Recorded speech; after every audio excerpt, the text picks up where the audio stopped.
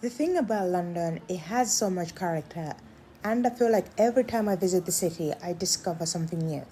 It's one of those cities where you can never be bored. There's always something happening. I think this street captures the London vibe quite well because the art scene is big in London. It's also known for its old buildings and the busyness of Londoners. There are a lot of art shows in London. You can attend one almost every single week, and most of the museums are free of entry. I try to visit central London when it's not meant to be so busy, but there's always too many people around. When I used to commute to London City, people would faint on the tube. This usually happens in summer, especially when there are big events like the Notting Hill Carnival. It's like all of the Londoners come out just to celebrate.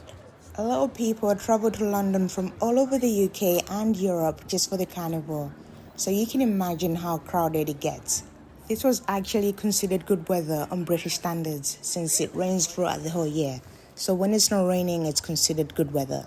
Summer in London comes in the form of a heat wave for like 3 weeks, with rain in between. The rest of the summer is like a mild winter.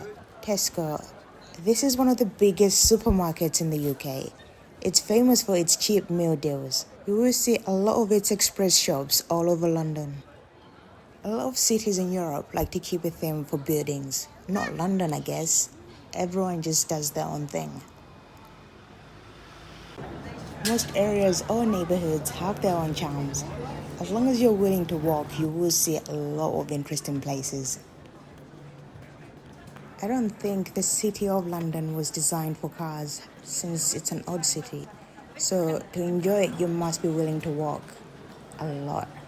I can't even imagine trying to drive around central London. It would be a nightmare.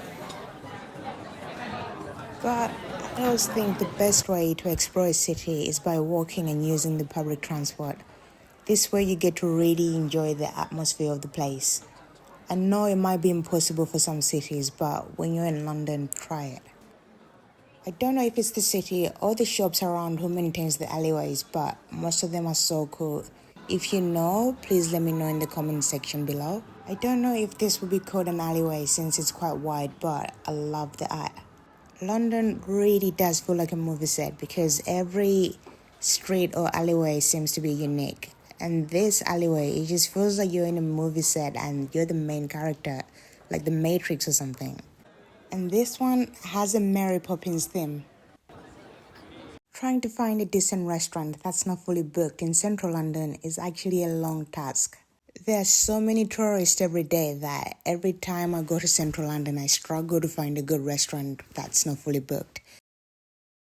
There are these street food style restaurant options, but the ones I've tried, the food was not that good.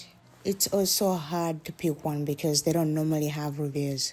So I had to walk for ages just to find a decent restaurant. If any restaurant owners are watching, please hear me out. London needs more ramen places. Most Japanese places just sell sushi, and this was the day I had to have some ramen. London appears to have a lot of options, but actually more Moroccan food would be nice too. Another thing I've noticed about a lot of restaurants in central London is that their standards are quite low. They know they are serving mainly tourists than locals. So even if most of the customers never return to the restaurants, they still have new tourists to come in and eat at their restaurants. So they have nothing to lose. I would highly recommend that you read the reviews online before you go to any restaurants in central London. Also, to check the hygiene ratings. The good thing about restaurants in London is that they remain open throughout the day. In most European cities, they open during lunch hours, and that's between noon and 2 p.m. And dinner times from 6 to 11 p.m. So I would say London is the most convenient city in Europe when it comes to restaurant services. But then again, it has a big population plus the tourists, so it wouldn't make sense just to open the restaurants at specific times compared to other smaller cities. I think the biggest lesson I learned this day is to book a restaurant as early as possible, otherwise it's hard to find one that's not fully booked and has good reviews. After looking and waiting for ages, I finally found a free table at this restaurant. Everything seemed great at the beginning. The decor, the atmosphere, everything was nice. We were served miso soup as soon as we ordered the drinks. I always like to order tea at Japanese restaurants. The menu looked great, we ordered some food and waited for about 20 minutes, and next to us was an empty table. And then I saw customers come in. The waiters went to their table, and before we even received our starters, this table got theirs before we did. I thought, okay, maybe it's what we ordered. Then I realized we ordered similar items. I was thinking, okay, ours will come around soon, so I should just be patient. And then I saw them get the main dish as well before we even got our starters. I asked the waiter what the issue was. He said, just wait, your order's coming. Then I saw the table next to us get more food and still did not receive any starters. So we decided to leave the restaurant. So we wasted about 1 hour just waiting for food. We eventually went to Chinatown to look for more places to eat. And here, most of the places were fully booked, but the snack shops were available, so that was good. But I still needed some proper food, like a meal. So we went on another search for a restaurant. As it was getting late, more and more people were coming out to dine in the restaurants, and the queues were looking crazy.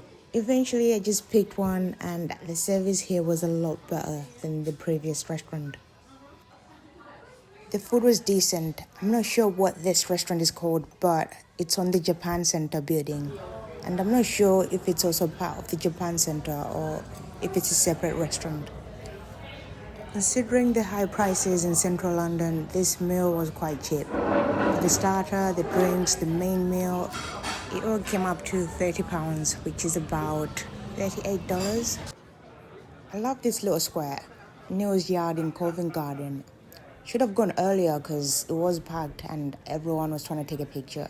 We'll definitely go back next time to explore it a bit more. Anyway, thank you very much for watching. Please comment down below, like, share and subscribe, and I'll see you next time. Bye.